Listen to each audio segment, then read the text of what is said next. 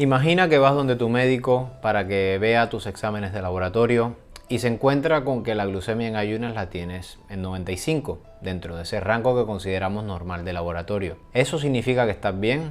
¿Eso significa que no hay nada de lo que te tengas que preocupar? Pues esta es la breve charla o una breve guía para que puedas entender de forma más precisa estos exámenes de laboratorio. Hoy quiero hablar de esta prueba que es ampliamente usada para determinar el riesgo de las personas a desarrollar diabetes o enfermedades cardiovasculares, la glucosa en ayunas. Este estudio que es ampliamente conocido tanto por los médicos como por las pacientes, porque es un estudio que se hace de rutina en nuestra práctica clínica. Antes de seguir, es crucial que entiendas ciertos conceptos. La glucosa en ayunas mide la cantidad de glucosa que tú tienes en la sangre posterior a un periodo de ayunas de 8 a 12 horas. O sea que solamente nos da una información de cómo está permaneciendo tu azúcar en sangre en los periodos de ayunas, pero no nos dice absolutamente nada de cómo se está comportando tu glucosa posterior a las comidas. Y como podremos ver más adelante, este es el principal factor que se modifica en las personas que están sufriendo de prediabetes o resistencia a la insulina. Y es por eso que la glucosa en ayunas es el marcador de laboratorio menos sensible para predecir el riesgo de las personas a desarrollar prediabetes, diabetes o enfermedades cardiovasculares. Espero que este concepto no te cueste mucho interiorizarlo. Intentaré brindarte información más detallada para que puedas entender el por qué hago esta afirmación. Lo cual deja mucho que desear, ya que es precisamente este estudio, el de la glucosa en ayunas, ese estudio que estamos utilizando de screening para poder decirle a las personas si tienen riesgo de desarrollar prediabetes o diabetes en el futuro. Si miras la literatura científica, puedes ver que la glucosa postprandial e incluso la hemoglobina glicosilada son marcadores mucho más fiables para poder predecir ese riesgo. Y esto sucede porque la glucosa en ayunas es un marcador muy vulnerable, bastante variable. Hay muchos factores que pueden influenciarlo, como la ingesta reciente, el tubo colector. Hay una inmensa variabilidad individual. Puede variar de día a día en la misma persona y se ve afectado por la calidad del sueño, el estrés y diversas hormonas y medicamentos. Y este es el otro punto crucial que es importante entender, porque aquí es de donde se deriva absolutamente todo.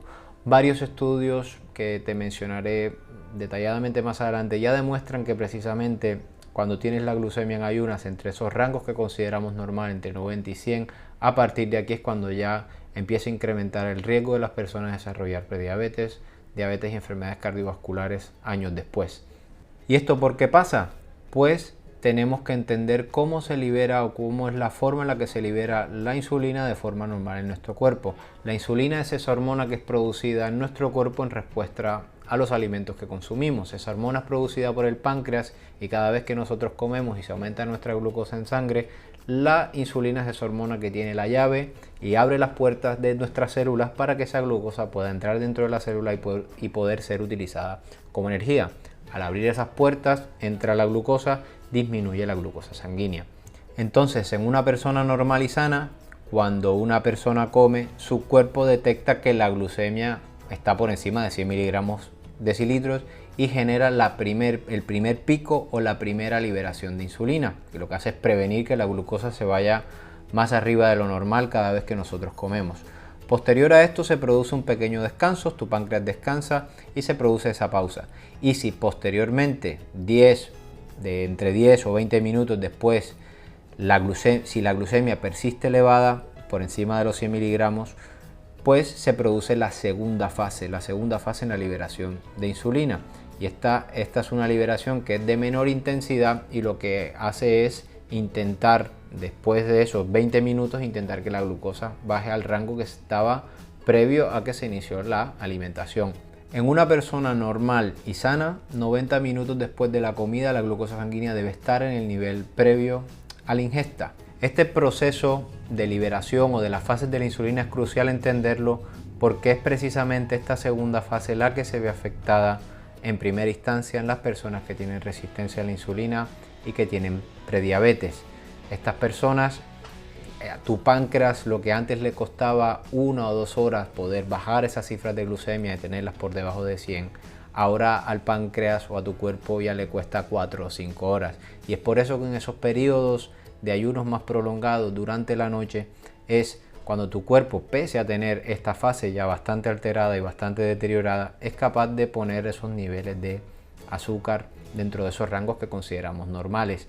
Y también es por eso que muchas personas, a todas estas personas que ya están, que le estamos diciendo que están normal simplemente porque tienen la glucosa en ayunas dentro del rango que consideramos normal, ya están teniendo problemas durante el transcurso del día para poder mantener sus niveles de glucemia adecuada. Si a estas personas nosotros le hiciésemos una hemoglobina glicosilada o simplemente el examen de la glucosa postprandial, probablemente nos daríamos cuenta que ya estas personas están teniendo, la mayoría del día están teniendo la glucosa elevada durante el transcurso del día. Entender este tema de las fases de la insulina también es una de las bases fisiológicas para poder entender el impacto que tiene el ayuno y las dietas bajas en carbohidratos en los pacientes con diabetes y prediabetes. Y por otra parte, lo contraproducente que puede ser llegar a decirle a las personas con un metabolismo límite o en riesgo que es sano comer 5 veces al día.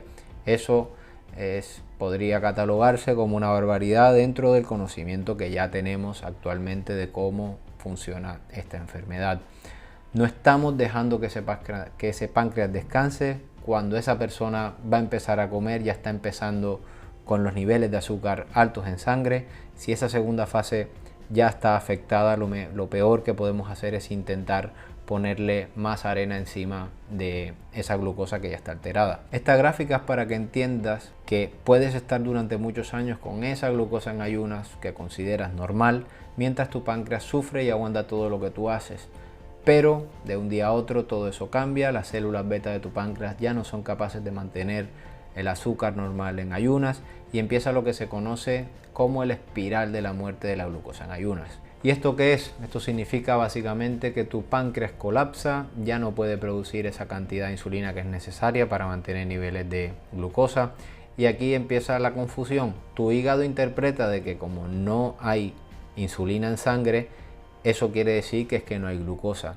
Y tu hígado lo que hace es, al confundirse, produce unas cantidades exageradas de glucosa. Coge todo el glucógeno hepático y lo convierte en azúcar. Todas las proteínas que tú consumes las convierte en azúcar, el glucógeno muscular lo convierte en azúcar y por último, si este problema no se ha estabilizado, todas también las proteínas musculares las convierte directamente en glucosa.